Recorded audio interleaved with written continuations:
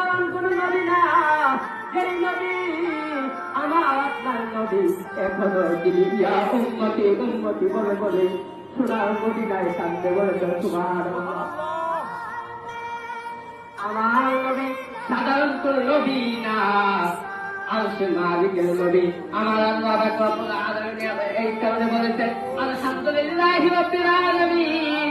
আমার নবী বাবা বলেছেন ওয়া মা আরসালনাকা ইল্লা রাহমাতাল লিল আলামিন। কোরআনে তো নবীজি শান মুনাফিক দেখে না, কোরআনে তো নবীজি শান মুনাফিক দেখে না, ইমানদার দেখে।